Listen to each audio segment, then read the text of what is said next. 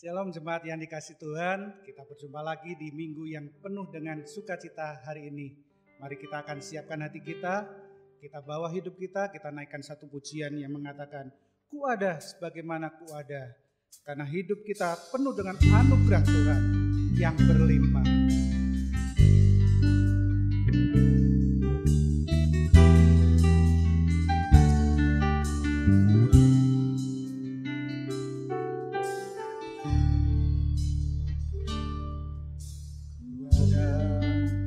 Sebagaimana ku ada, berdiri menghadap tatamu Bapa, semua karena anugerah-Mu yang telah selamatkanku. Ku hidup dalam skala kelimpahan, ku layak untuk melayani Tuhan. Semua karena anugerah-Mu tercurah bagiku. Besar anugerah-Mu, besar anugerah-Mu, melimpah kasih-Mu. Semakin hari semakin bertambah besar anugerah-Mu. Mari kita naikkan pujian ini kembali. Ku ada sebagaimana ku ada. Ku ada sebagaimana ku ada, berdiri menghadap tatamu Bapa. Semua karena anugerah-Mu yang telah selamatkanku. Ku hidup dalam segala kelimpahan, dalam segala kelimpahan. Ku layak untuk melayani Tuhan. Semua karena anugerah-Mu tercurah bagiku. Besar anugerah-Mu, besar anugerah-Mu,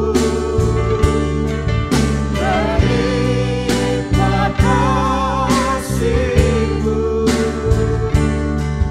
Semakin hari semakin bertambah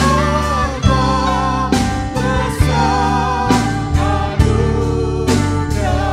Besar anugerah-Mu, besar anugerah-Mu, melimpah kasih-Mu. Semakin hari semakin bertambah besar anugerah. Semakin hari semakin bertambah. Semakin hari semakin bertambah besar anugerah-Mu.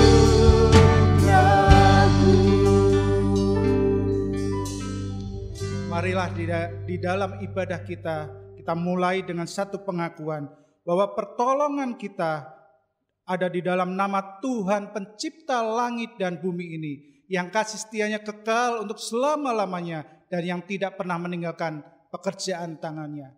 Turunlah ke atas kita sekalian kasih karunia dan damai sejahtera daripada Allah Bapa kita dan Tuhan kita Yesus Kristus. Amin. Besar anugerah-Mu. Mari kita naikkan pujian ini. Besar anugerah-Mu, berlimpah kasih-Mu.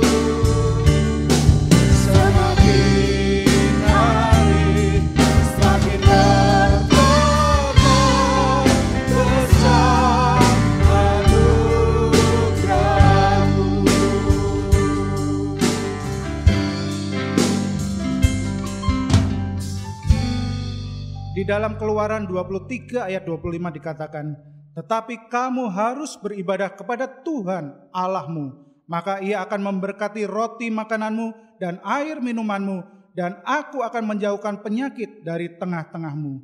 Mari kita berdoa.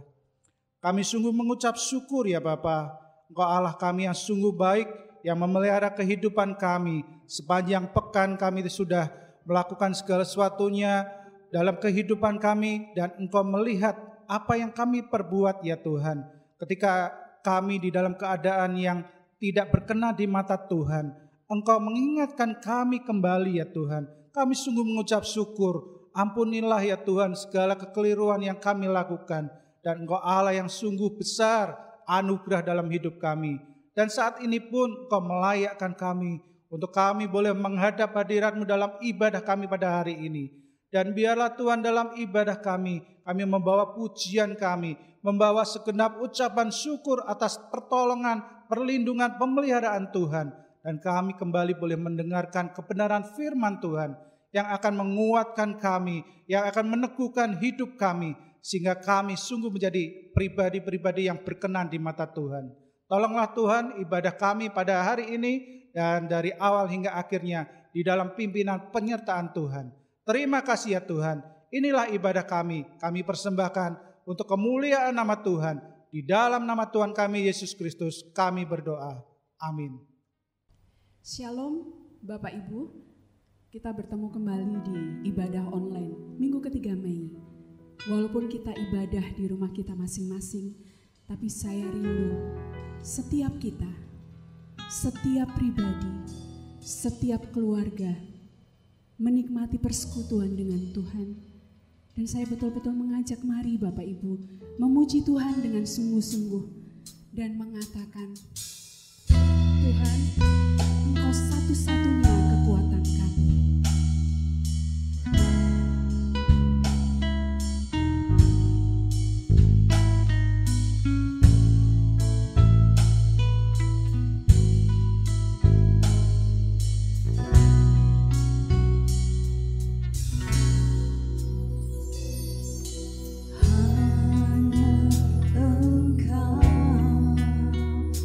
Juru selamatku.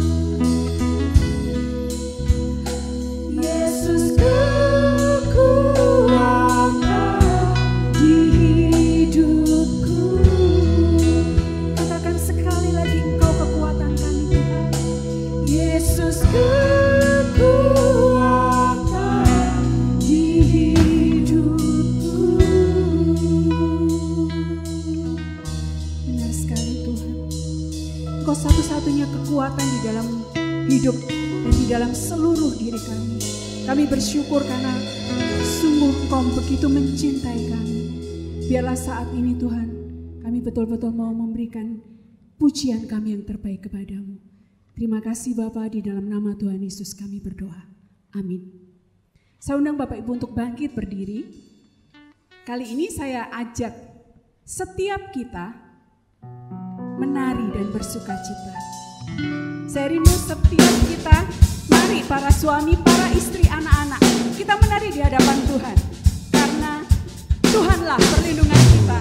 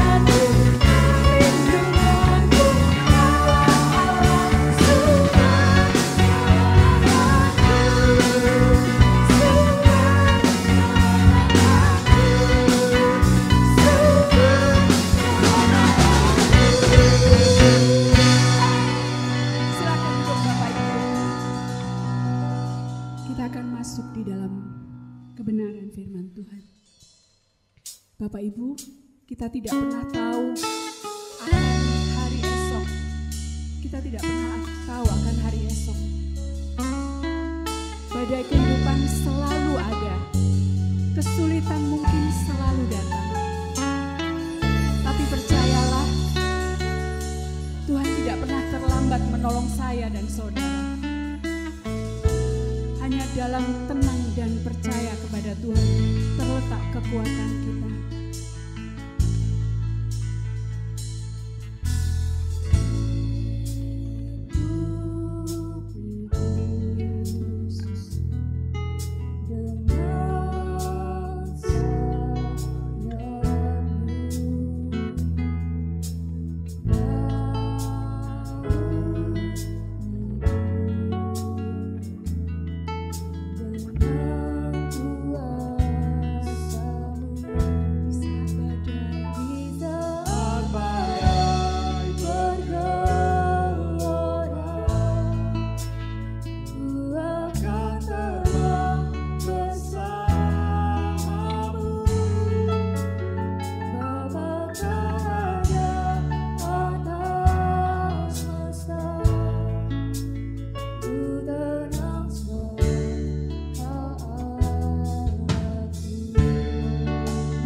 Pujikan lagu ini sungguh-sungguh. Lingkupi kami Tuhan dengan sayap-Mu.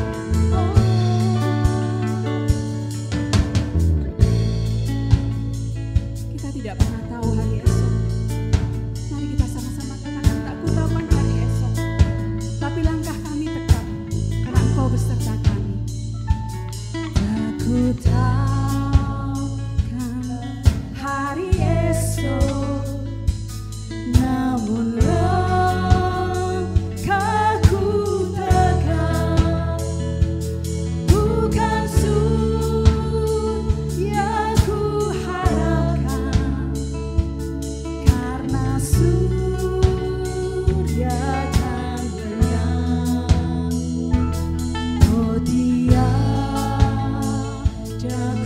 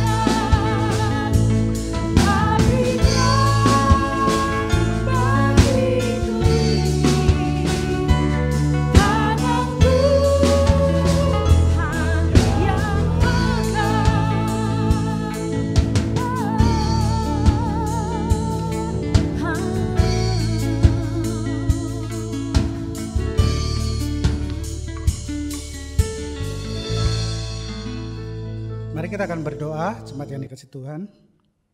Bapa kami yang di surga, Engkau Allah yang sungguh mengasihi kami ketika kami sudah memuji dan memuliakan nama Tuhan. Tiba saatnya kami akan mendengarkan kebenaran firman Tuhan. Tolonglah kepada kami semua ya Tuhan, sehingga firman-Mu sungguh menjadi berkat bagi kami, menguatkan hati kami dan meneguhkan iman kami. Di dalam nama Tuhan kami Yesus Kristus kami berdoa. Amin.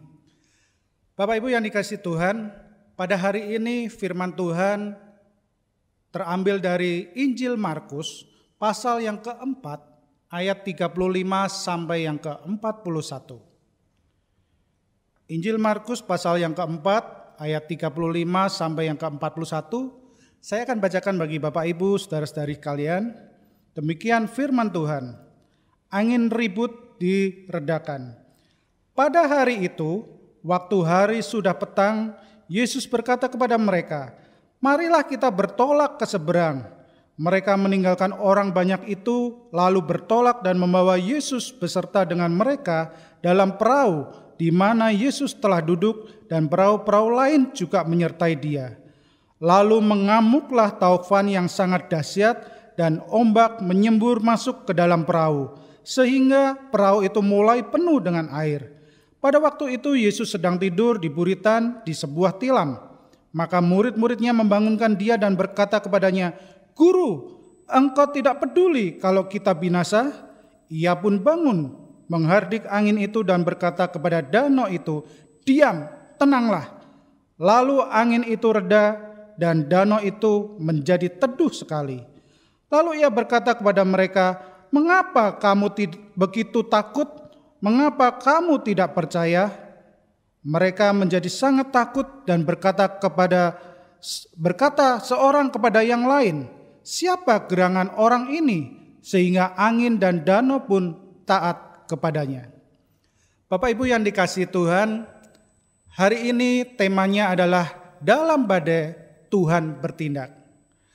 Beberapa waktu yang lalu, kisah tentang Yesus menghardik badai yang sudah kita baca pada saat ini cukup viral di sosial media.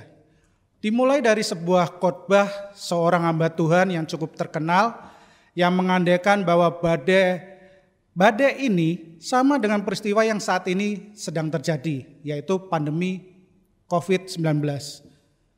Hamba Tuhan itu mengandaikan bahwa badai ini adalah sama dengan badai yang ada di cerita tentang Tuhan Yesus menghardik badai yang sedang menghantam perahu yang dinaikinya. Saat itu dia berkata bahwa melalui khotbahnya bahwa kita pun punya kuasa untuk menghardik dan mengusir sakit penyakit yang ada. Nah, akibat khotbah ini justru yang ada saling hardik-menghardik di antara hamba Tuhan yang ada. Yang satu mengatakan bahwa dirinya disuruh oleh Tuhan. Semua jemaat punya kuasa untuk menghardik sakit penyakit. Maka virus juga yang ada sekarang ini dapat kita hardik dan pergi. Tapi hal ini memunculkan ketidaksetujuan dari hamba Tuhan yang lain.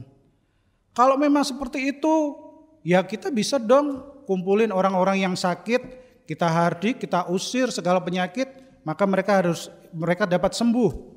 Itu dalam pemikiran. Ini salah satu hal yang gak benar.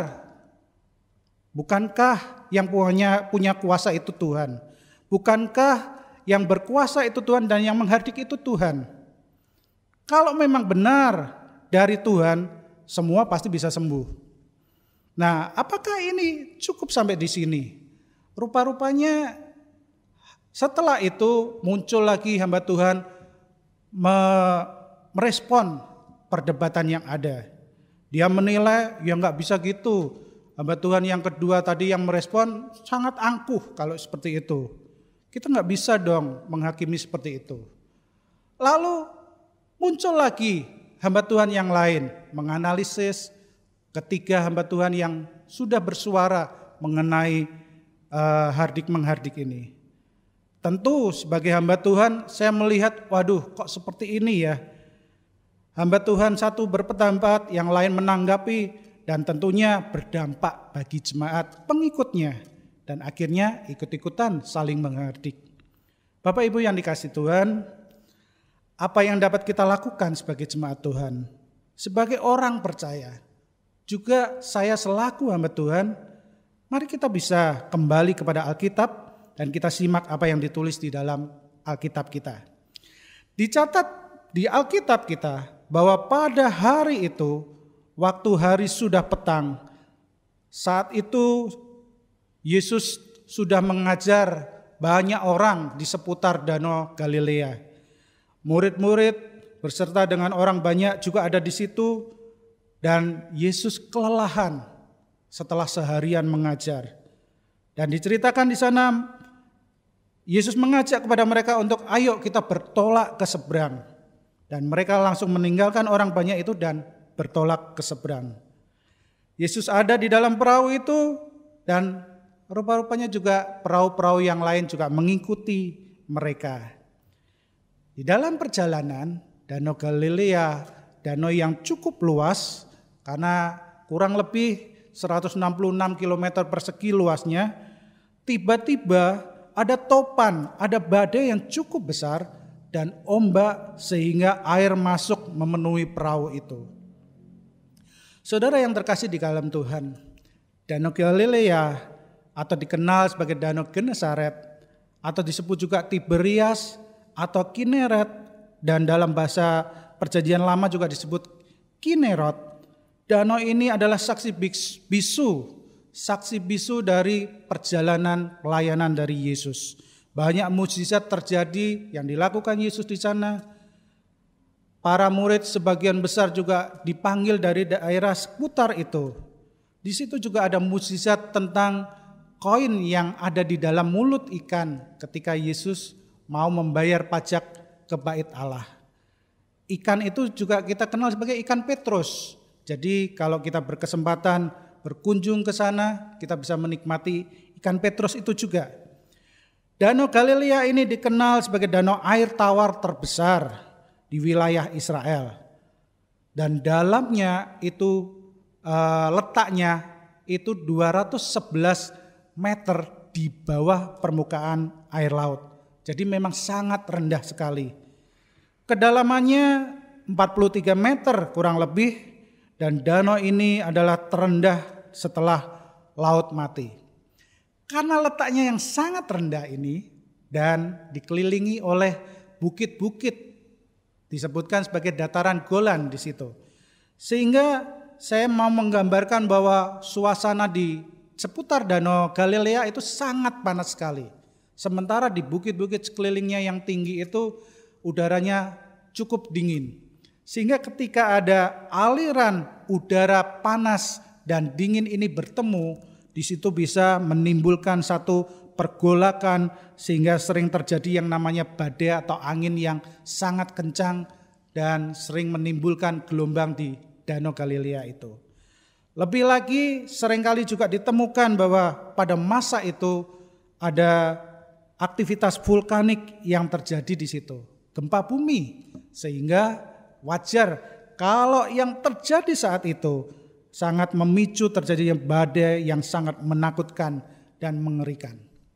Saudara yang terkasih di dalam Tuhan, kalau kita berpikir tentang orang-orang yang ada di dalam perahu ini, Yesus dan murid-muridnya, sekurang-kurangnya ada 4 murid Yesus yang punya latar belakang seorang nelayan.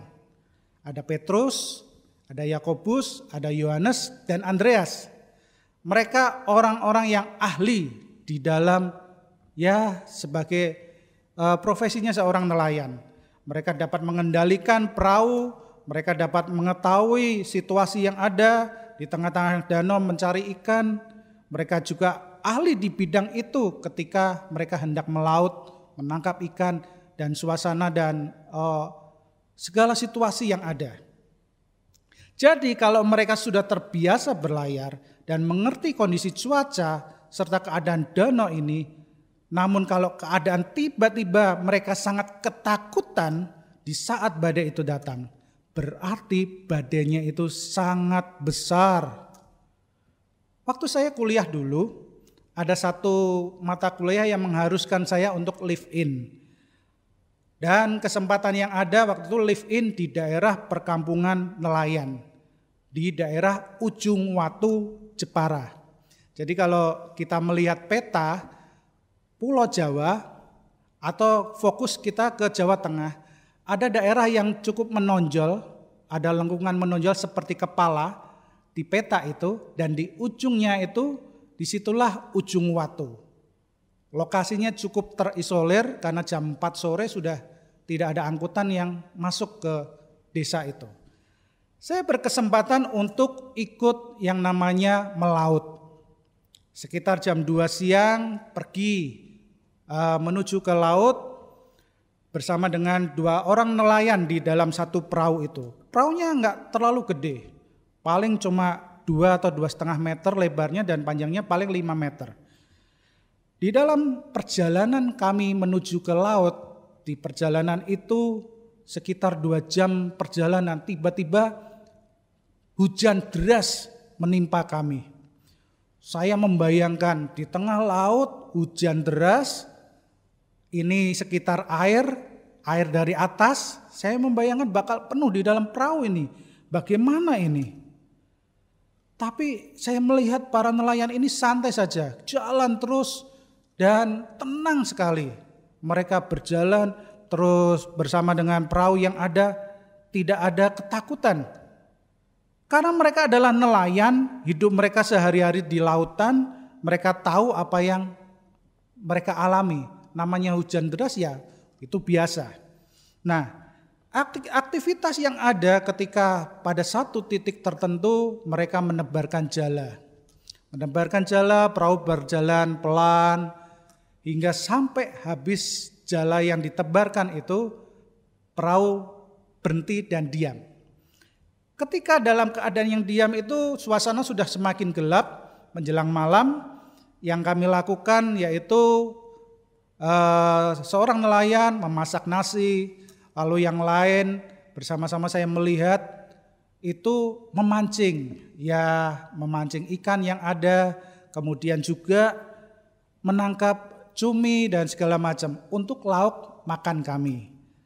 Kemudian kami olah dan segala macamnya untuk bekal kami. Tengah malam, suasananya sudah gelap. Terkadang ketika kami dalam keadaan diam, perahu diam, kadang gelombang besar datang. Dalam arti gelombang yang menggoyangkan perahu kami. Saya lihat dari kejauhan ternyata ada kapal besar yang lewat. Bayangkan kalau kapal itu istilahnya nggak ngelihat kami, waduh, bisa mengerikan sekali. Saya sebagai orang yang awam memang ngeri di tengah laut, saya nggak bisa berenang lagi.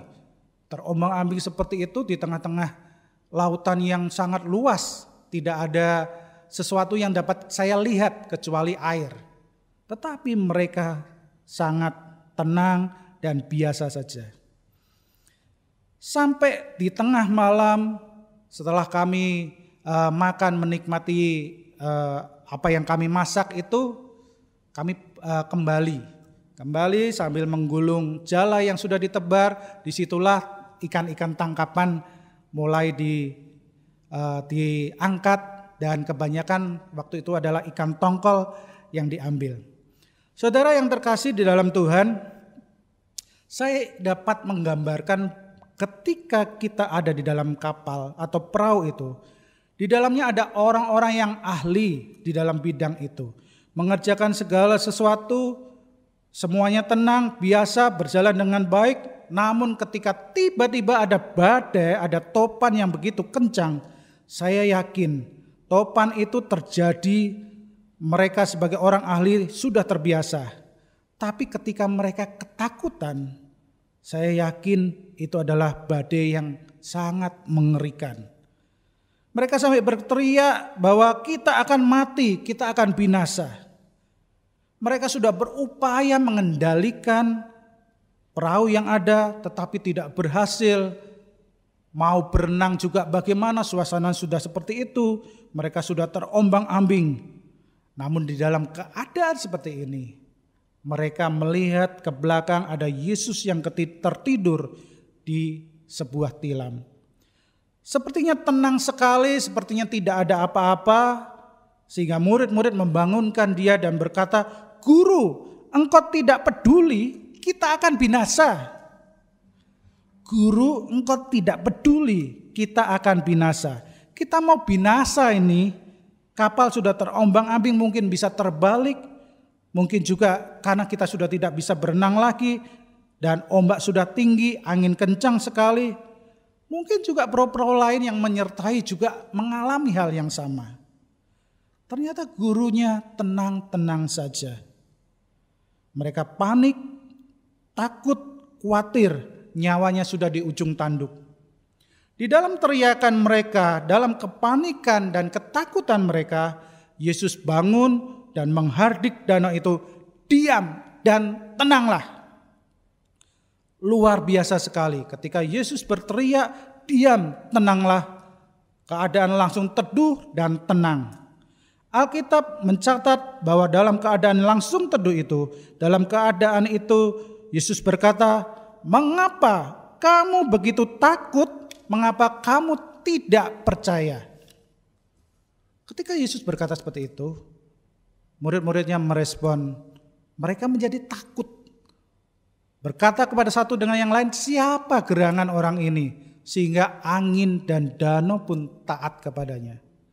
Takut bukan takut seperti menghadapi badai tadi, tetapi takut dalam rasa yang segan, takut dalam kebingungan bagaimana orang ini bisa menaklukkan danau, bisa menaklukkan angin badai. Bapak, Ibu, Saudara yang dikasihi Tuhan, kehidupan jemaat Tuhan di tempat ini seperti orang-orang yang di dalam perahu. Ada di antara kita yang ahli dalam menghadapi persoalan. Ada di antara kita yang hidupnya mungkin nyaman-nyaman saja dan tidak banyak persoalan. Ada yang sedang-sedang saja. Ada pula persoalan dapat mereka lewati dengan baik. Ada macam-macam orang dengan berbagai keadaan. Ketika kita menghadapi sebuah masalah, itu masalah kecil misalnya. Kadang juga ada yang punya masalah kecil, orang juga tidak dapat menghadapinya. Misalnya saja mau kita mandi, tiba-tiba keran di kamar mandi patah. Wah, itu masalah, tapi bisa diatasi. Diganti, beres. Ada juga yang panik, bagaimana nih air mengucur. Mobil biasanya baik-baik saja, ketika mau berangkat mengantar sesuatu, bannya kempes. Nah, ban kempes. Kecil bukan sebenarnya? Kecil, bisa diatasi. Atau masalah yang cukup besar. Pergi ke suatu tempat, tiba-tiba di dalam perjalanan mobil kendaraan kita menyerempet kendaraan yang lain. Waduh, ini masalah cukup besar. Harus memperbaiki mobil sendiri, harus memperbaiki mobil orang yang kita serempet itu. Tapi semua kita punya pengharapan untuk dapat menyelesaikannya. Anak-anak ketika sudah menyelesaikan tingkatan sekolahnya, mau melanjutkan sekolah, butuh biaya yang tidak sedikit. Sementara yang lainnya berbarengan juga melanjutkan ke tingkat yang lebih atas lagi. Biaya cukup tinggi. Bagaimana ini di luar perkiraan dari apa yang kita rencanakan. Itu masalah juga. Namun segala sesuatunya dapat kita harapkan ada jalan keluar dan dapat kita lewati semua itu. Apa yang disebut masalah adalah sesuatu peristiwa yang harus kita selesaikan dan kita bereskan. Harus kita perbaiki, kita kerjakan menjadi lebih baik. Ada masalah, pergumulan, ya itu memang kita harus berpikir secara berat untuk kita dapat mengatasinya. Bapak Ibu yang dikasihi Tuhan, ternyata di tengah perjalanan kita ada hal-hal yang kita sepertinya sudah berusaha mengendalikannya, tapi kita tidak mampu. Kita menjadi takut, kita menjadi khawatir, membuat hidup kita serasa di ujung tanduk. Sepertinya seolah-olah masalah itu membuat kita sedang berhadapan dengan hidup dan mati. Rasanya masalah ini kalau tidak selesai, maka selesailah hidup saya. Dunia ini sudah berakhir. Sudah tidak ada harapan. Inilah yang disebut badai persoalan kehidupan ini. Kalau kita melihat kondisi yang saat ini kita alami, adanya pandemi virus corona. Saya menganggap ini adalah sebuah badai yang terjadi dalam kehidupan kita. Ini yang dialami tidak hanya 1-2 orang atau sekelompok orang, tetapi juga dirasakan banyak orang, banyak negara bahkan. Mereka menghadapi bukan sekedar sakit penyakit yang sedang dihadapi. Tidak hanya sekedar orang-orang yang kehilangan sanak saudaranya oleh karena mereka meninggal dunia. Tetapi berdampak besar bagi banyak sektor. Masalah ekonomi misalnya. Banyak dunia usaha, dunia pendidikan, keagamaan bahkan. Kita lihat betapa banyaknya hotel-hotel yang harus tutup. Perusahaan-perusahaan yang harus berhenti. Sehingga terpaksa mereka memutus hubungan kerja karyawannya. Terpaksa mereka merumahkan karyawannya. Tidak dapat menggaji lagi. Bagaimana mereka yang tidak dapat mengambil barang-barang untuk dijual kembali. Mereka tidak boleh buka oleh pemerintah. Semua harus stop untuk mengatasi virus ini. Dampaknya sangat besar. Ini menjadi beban yang sangat besar dan tentu masalah ini adalah masalah yang serius dan mengejutkan. Masalah yang tidak kita dapat prediksi, yang tidak kita perkirakan, namun terjadi. Saya yakin pemimpin-pemimpin negara juga mengalami dan menghadapi masalah yang kondisinya pasti mereka juga dalam kebingungan. Contoh saja saya berpikir bahwa menteri kita itu kan baru dilantik. Beberapa bulan setelah itu mereka harus menghadapi pandemi virus corona ini. Saya yakin ketika mereka jadi menteri, mereka sudah menghadapi persoalan di dalam kementeriannya. Masalah ekonomi, masalah pertahanan, masalah kesehatan segala macam pasti sudah ada masalah. Ditambah masalah ini yang di luar prediksi mereka. Namun di saat seperti itu, apakah kita akan berkata, Tuhan kenapa Tuhan tidur? Kenapa Tuhan tidak peduli? Kenapa sepertinya Tuhan tidak mau tahu? Sepertinya Tuhan membiarkan kami di dalam perahu ini dan terombang-ambing. Sementara kami terancam mati, sementara kami akan binasa. Apakah kita akan berkata seperti itu? Mengapa Tuhan diam? Kita rusuh, kita marah, kita kecewa. Lalu saudara, mungkin kita berkata bahwa virus corona ini gak begitulah masalah bagi saya. Saya masih bisa menjalaninya dengan baik-baik. Oke lah, saya yakin di antara kita punya persoalan yang begitu tiba-tiba dan itu besar, mendadak di luar kendali kita, membuat kita terkejut, membuat kita tidak mampu lagi menemukan jalan keluar. Misalnya saja kita bekerja baik-baik, tidak ada masalah, semuanya berjalan dengan lancarnya, tahu-tahu kita di PHK. Ini masalah besar, penghasilan kita otomatis tidak ada lagi.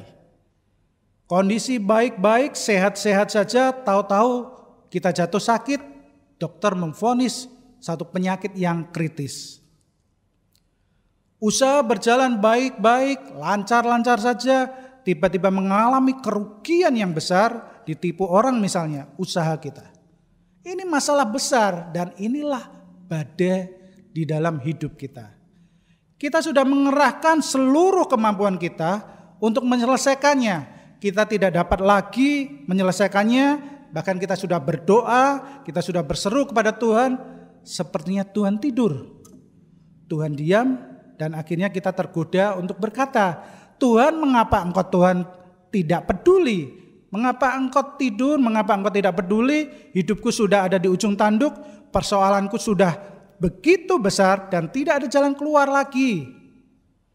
Saudara yang dikasihi Tuhan, untuk kita yang merasakan demikian, yang sekarang berada di dalam ketakutan, yang sekarang kita dalam kepanikan, dalam keadaan yang kacau balau, Tuhan ingin berkata kepada kita, hei kamu yang sedang ketakutan, hei kamu yang sedang khawatir, hei kamu yang sedang merasakan badai topan menggelora di hatimu, di dalam pikiranmu, di dalam segala kehidupanmu, kamu yang merasa hidupmu ada di ujung tanduk, kamu yang sudah menyerah dalam keadaan yang ada, yang merasa banyak persoalan di hidupmu, aku berkata kepadamu, diam dan tenanglah. Diam dan tenanglah. Mengapa kamu begitu takut? Mengapa kamu tidak percaya? Ada aku di dekatmu. Ada aku Allahmu. Saudara yang dikasih Tuhan, kalau kita melihat bagian ini, para murid dan ya mungkin kita semua, mengapa mereka menjadi sangat takut? Mengapa mereka sangat khawatir? Sebenarnya kita bisa maklum yang namanya persoalan datang dan mereka yang sebenarnya ahli tetapi tidak mampu mengatasinya. Tetapi bukan hanya sekedar ketakutan, kekhawatiran yang ada itu. Karena badainya begitu besar sehingga mereka menjadi takut. Tapi ada persoalan yang lebih besar daripada itu. Sehingga ketika kita berkata kita akan binasa, kita akan selesai. Kata-kata guru engkau tidak peduli. Bagaimana murid yang tahu betul pelayanan Yesus. Kasih Yesus, yang menyaksikan mukjizat Yesus. Yang tahu betul Yesus memiliki belas kasihan kepada orang banyak. Bisa berkata, guru engkau tidak peduli. Bagi saya pribadi, ketika orang terdekat kita selalu bersama-sama dengan kita, mungkin dengan segenap hati kita juga mengasihi orang tersebut, lalu tiba-tiba dia berkata bahwa kamu tidak peduli, kamu tidak mengerti keperluanku, kamu tidak mengerti masalahku, kamu tidak mengerti kebutuhanku. Betapa itu menyakiti hati kita, sangat menyakitkan perasaan kita ketika ada perkataan seperti itu. Guru engkau tidak peduli. Bagi saya ini adalah pernyataan yang sangat keterlaluan dari murid-murid Tuhan. Tapi mengapa mereka dapat mengungkapkan hal seperti ini? Karena mereka benar-benar tidak mengenal guru mereka. Mereka tidak mengenal Yesus, mereka yang melihat Yesus setiap hari, mereka yang melihat pelayanan Yesus, ajaran-ajaran Tuhan, mereka yang mengagumi apa yang dikerjakan oleh Tuhan, mereka yang ada bersama-sama dengan Tuhan, mereka tidak mengenal Yesus dengan baik. Mereka tidak mengenal siapa Yesus. Berkali-kali Tuhan menjelaskan, menerangkan bahwa ia datang dari Tuhan, dari surga, diutus oleh Bapa di surga. Ia datang menyelamatkan umat manusia. Aku adalah Allah sendiri dan mereka tidak mengenal Yesus. Lalu mereka tahu bahwa Yesus adalah Allah sendiri yang memiliki kuasa yang besar. Seharusnya mereka tidak perlu bertanya siapa Yesus. Saudara, bahkan ketika Yesus sudah meredakan badai dan topan yang ada itu, mereka menjadi takut kepada Yesus, bahkan bertanya siapa orang ini sehingga angin dan danau pun taat kepadanya. Unik sekali kan? Mereka masih bertanya-tanya siapa orang ini. Berarti benar-benar mereka tidak mengenal siapa Yesus. Inilah hal yang pertama yang menjadi masalah di dalam diri murid-murid, mungkin di dalam diri kita. Karena kita tidak mengenal Yesus. Lalu hal yang kedua, mereka juga berkata bahwa Yesus tidak peduli. Itu berarti mereka tidak mengenal yang disebut sebagai karakter Yesus sebenarnya. Jadi ketika Yesus menolong, ketika Yesus melakukan mukjizat, ketika Yesus melayani, ketika Yesus datang ke dunia punya tujuan dan mereka sudah dijelaskan, hatinya yang penuh kasih itu kepada umat manusia, tetapi mereka tidak kenal karakter Yesus ini.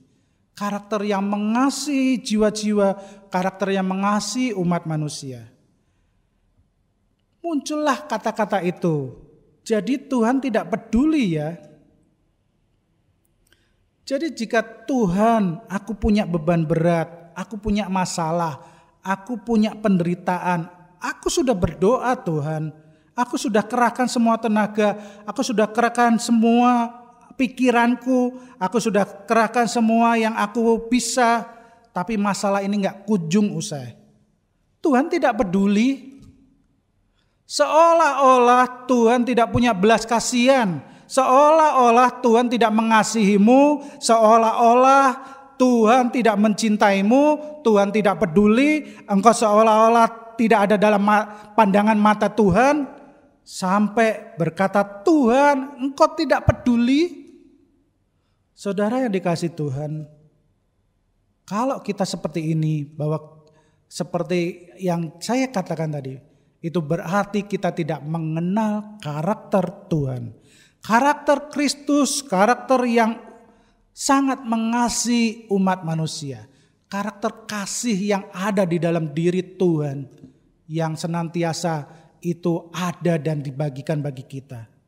Dia begitu mengasihi, dia begitu peduli, dia datang ke dunia itu juga karena kepeduliannya bagi umat manusia. Jadi bagaimana mungkin bahwa Allah tidak peduli dengan masalah kita? Karena kita tidak mengenal karakter Yesus. Hal yang ketiga, murid-murid juga tidak mengenal kuasa Tuhan. Saudara, mereka tidak mengenal siapa Tuhan, mereka tidak mengenal karakter Tuhan.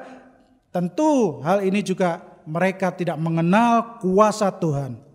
Ya memang mereka tidak mengenal siapa Tuhan, tentu saja mereka tidak tahu kuasa Tuhan. Itu sebabnya mereka bertanya, kenapa angin dan danau ini menjadi taat kepada Yesus? Ya, karena mereka tidak kenal kuasa daripada Tuhan. Kalau kita kenal kuasa Tuhan, kalau kita tahu Dia pencipta alam semesta ini, kita tahu apa yang ada di alam semesta ini ada dalam kuasa dan kendali Tuhan, maka semuanya ada di dalam kendali Tuhan. Maka kalau semuanya ada di dalam kendali Tuhan, mengapa kamu takut? Mengapa kamu tidak percaya? Itu adalah kata-kata yang tajam daripada Tuhan. Mengapa kamu takut? Mengapa kamu tidak percaya? Karena segala sesuatu itu ada di dalam kendaliku. Sekarang engkau menghadapi badai. Engkau menghadapi persoalan, engkau takut, engkau khawatir, engkau cemas. Engkau merasa hidupmu sudah ada di ujung tanduk. Tapi aku, kata Tuhan, maka engkau, hai orang-orang yang di dalam kegelisahanmu, di dalam masalahmu, hatimu, jiwamu, pikiranmu yang sekarang penuh dengan badai, aku mau berkata diam dan tenanglah. Jangan takut dan tetaplah percaya. Saudara yang dikasihi Tuhan, satu hal yang harus kita ingat, Yesus adalah pribadi yang berkuasa. Allah adalah penguasa alam semesta ini. Apapun yang terjadi saat ini, apapun yang menjadi persoalan kita, apapun yang menjadi badai kehidupan kita, kita sedang berjalan, tiba-tiba terjadi badai yang besar, di mana kita tidak dapat mengendalikannya, kita tidak dapat mengatasinya, dan badai yang terbesar yang jadi pergumulan kita. Kalau kita lihat sekarang ini adalah pandemi COVID-19 ini. Mari kita tetap berdoa. Tuhan, hardiklah badai corona ini. Hardiklah supaya ini cepat berlalu. Mari kita tetap diam, tenang dan percaya. Jangan takut, karena pemilik alam semesta ini itu begitu memperhatikan kita. Ketika Dia bertindak, maka semuanya akan selesai. Tapi saat ini, di waktu ini, mari kita izinkan Tuhan merancangkan segala sesuatunya dengan sempurna. Jangan pernah kita mendesak Tuhan, jangan pernah kita berkata Tuhan engkau tidak peduli, karena Tuhan punya waktu yang tepat untuk membebaskan kita dari setiap persoalan dan badai kehidupan kita. Saudara yang terkasih di dalam Tuhan, tetaplah mendekat kepada Tuhan, tetaplah berdoa, tetaplah memohon kekuatan Tuhan, percaya apapun yang terjadi, hidup kita ada di dalam kendali Tuhan. Hidup kita ada dalam perkenanan Tuhan dan di dalam berkat Tuhan. Jangan pernah menjauh dari Tuhan, tetap mendekat, tetap percaya, tetap berpengharapan, dan tetaplah tenang. Tuhan akan menolong kita. Di dalam badai, Tuhanlah yang akan bertindak. Di dalam setiap persoalan yang ada, Tuhanlah yang menjadi jalan keluar bagi kita semua. Amin. Tuhan Yesus memberkati kita semua. Mari kita berdoa. Bapa kami yang di surga, sungguh besar anugerah-Mu dalam hidup kami. Firman Tuhan yang kami dengar boleh membukakan mata hati kami ya Tuhan. Membukakan pikiran kami bahwa kami boleh melihat Tuhan yang peduli itu sedang bekerja dalam hidup kami. Yang akan menolong kami, Tuhan yang mengasihi kami sehingga setiap badai persoalan yang sedang kami hadapi, Tuhan merancangkan yang terbaik di depan sana. Tuhan membukakan jalan keluar bagi kami. Dan Tuhan meredakan setiap persoalan, meredakan setiap badai yang terjadi dalam hidup kami. Kami menunggu waktu Tuhan di dalam kepercayaan kami, di dalam ketenangan hati batin kami ya Tuhan. Kami tetap berpengharapan di dalam Tuhan, karena janji Tuhan ya dan amin. Terima kasih ya Tuhan untuk peneguhan-Mu, terima kasih untuk kebenaran firman-Mu. Ini menguatkan kami semua ya Tuhan. Kau memberkati jemaat-Mu di dalam segala pergumulan mereka. Tuhan ada bersama dengan mereka dan Tuhan peduli kepada mereka. Terima kasih Bapa. Di dalam nama Tuhan kami Yesus Kristus, kami berdoa dan mengucap syukur. Amin. Tiba saatnya kita akan memberikan persembahan bagi Tuhan. Satu firman Tuhan saya bacakan. Mazmur 4 ayat yang ke-6. Persembahkanlah korban yang benar dan percayalah kepada Tuhan. Mari kita berdoa. Bapa kami mengucap syukur, kami boleh mendengarkan kebenaran firman-Mu dan tiba saatnya kami boleh memberikan persembahan bagi kemuliaan nama Tuhan. Biarlah ini menjadi persembahan yang berkenan di mata Tuhan dan kami berikan dengan penuh sukacita karena Tuhan memelihara hidup kami. Terima kasih ya Tuhan. Di dalam nama Tuhan Yesus kami berdoa dan mengucap syukur. Amin. Kita naikkan pujian matahari yang bersinar, Engkau yang ciptakan. Biarlah kita bersyukur karena kasih Tuhan.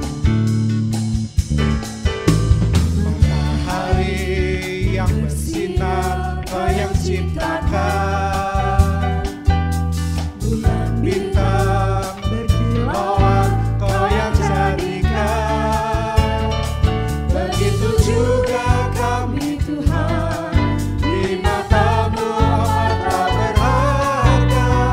Besar kasih-Mu kepadamu. Bunga bakung yang di padang, bunga bakung yang di padang, Kau yang pelihara. Burung pipit di udara, Kau yang beri makan. Begitu juga kami Tuhan, yang berharap hanya kepada-Mu. Tak perlu khawatir hari esok. Ku bersyukur karena kasih setia-Mu selalu baru. Seperti fajar merekah yang janji-Mu, pelihara hidupku hari ini, esok dan selamanya. Shalom jemaat Gia Raja Wali yang dikasihi Tuhan. Terima kasih atas kesetiaan jemaat yang senantiasa setia mengikuti ibadah online hari ini. Berikut adalah warta jemaat sepekan Minggu tanggal 17 Mei 2020. Kami mengucapkan terima kasih kepada Pendeta Rudi Haryanto atas pelayanan pemberitaan firman Tuhan dalam kebaktian umum 1 dan 2. Dan seluruh pelayan Tuhan yang dengan setia dan semangat ambil bagian dalam melayani Tuhan di ibadah online hari ini. Giar Peduli, yaitu gerakan kasih dari kita untuk kita. Pelayanan khusus seksi diakonia bersama dengan jemaat Gia Raja Wali berupa bantuan dana sebesar 200.000 untuk 50 keluarga yang sangat membutuhkan. Sejauh ini sudah terkumpul sebesar 5.150.000. Total dana yang dibutuhkan 10 juta, sehingga masih dibutuhkan dana 4.850.000. Dukungan dari jemaat sekalian seberapapun yang dapat jemaat berikan sangat bermanfaat bagi keluarga yang sangat membutuhkan di masa-masa seperti ini. Bagi jemaat yang ingin ikut terlibat dalam gerakan ini, dana bantuan dapat dikirimkan melalui rekening seksi diakonia dengan nomor rekening yang ada di layar Anda. Dengan berita dari kita untuk kita, kiranya Tuhan yang memberkati pelayanan diakonia ini. Mesbah Keluarga. Mesbah Keluarga diadakan setiap hari Senin sampai Sabtu, 1 Mei sampai 20 Mei 2020. Adapun waktu pelaksanaan dapat ditentukan sendiri oleh masing-masing keluarga. Panduan liturgi, renungan dan pokok doa akan dibagikan melalui grup WhatsApp setiap jam 4 sore. Melalui Mesbah Keluarga ini, jemaat dapat mempersembahkan waktu khusus bagi Tuhan dengan bersekutu bersama keluarga, merenungkan firman Tuhan, dan berdoa bersyafaat bersama. Katekisasi baptisan. Jemaat yang rindu untuk dibaptis dapat mendaftarkan diri untuk mengikuti kelas katekisasi baptisan kudus. Pendaftaran diperpanjang sampai pada 17 Mei 2020 dengan menghubungi Pendeta Cahaya Kristiningrum atau dapat mengisi formulir online yang telah disediakan dengan membuka link pendaftaran yang telah dibagikan dalam grup WhatsApp atau e-book Warta Jemaat. Untuk pelaksanaan kelas katekisasi akan diinformasikan lebih lanjut. Kebaktian Kenaikan Isa Al-Masih mengundang seluruh jemaat Gia Raja Wali untuk beribadah dalam kebaktian Kenaikan Isa Al-Masih yang dilaksanakan secara online pada hari Kamis tanggal 21 Mei 2020 jam 8 pagi dengan pembicara Pendeta Agus Santoso. Kiranya jemaat Gia Raja Wali dapat bersekutu bersama dengan seluruh keluarga dalam kebaktian tersebut. Persekutuan Doa Pentakosta. Menyambut doa 10 hari Pentakosta, jemaat diundang untuk bersekutu bersama dalam persekutuan doa Pentakosta yang diadakan mulai pada 22 sampai 31 Mei serentak bersama dengan seluruh jemaat Gia Raja Wali pada pukul 7 malam, kecuali hari Minggu bergabung dalam kebaktian umum. Adapun panduan liturgi dalam doa Pentakosta ini akan dikirimkan melalui grup WhatsApp Jemaat Gia Raja Wali. Informasi kebaktian anak-anak. Sekarang kebaktian anak telah diadakan setiap hari Minggu jam 10 pagi melalui akun YouTube KAA Gia Raja Wali. Link YouTube akan dikirimkan melalui grup WhatsApp setelah kebaktian umum selesai. Orang tua dapat mengajak dan mendampingi anak-anak dalam kebaktian tersebut. Kiranya anak-anak semakin bertumbuh di dalam pengenalan akan Tuhan. Sekian nota sepekan hari ini. Tetap semangat, tetap mengandalkan dan berharap hanya kepada Tuhan. Selamat hari Minggu, Tuhan Yesus memberkati. Mari kita akan berdoa, mengucap syukur, dan kita akan panjatkan setiap beberapa doa-doa kita. Mari kita berdoa.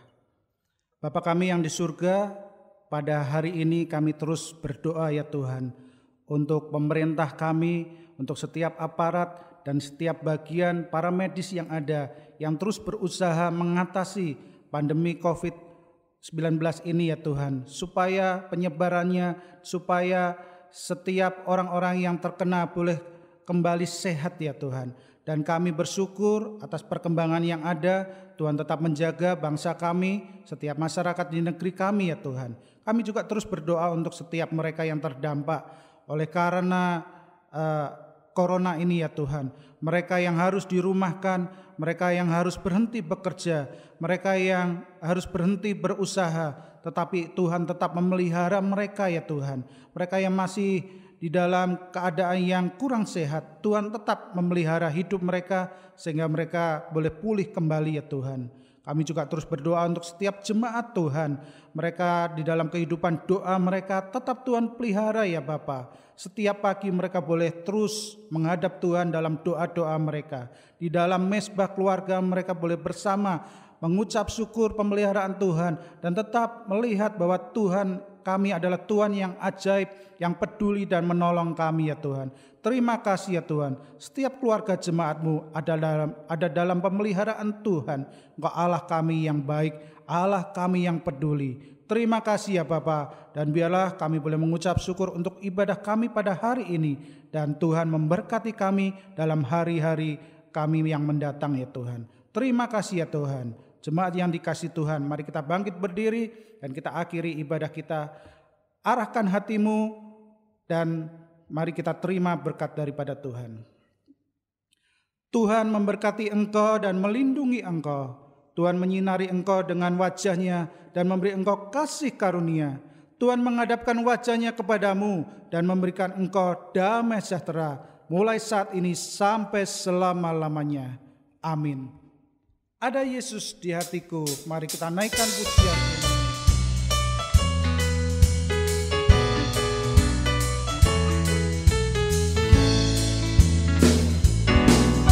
Ada Yesus di hatiku, ada benih kebenaran dalam hidupku. Tiap hari diteguhkan, disegarkan oleh firman-Nya yang hidup. Ada Yesus di hatiku, benih kebenaran dalam hidupku. Tiap hari diteguhkan, disegarkan oleh firman-Nya yang hidup. Makin berlatah di dalam Tuhan, makin dalam hati Tuhan, di dalam Tuhan. Makin berlatah di dalam Tuhan, makin dalam hati Tuhan, di dalam hati Tuhan, di dalam Tuhan. Ibadah selesai, selamat hari Minggu, Tuhan Yesus memberkati.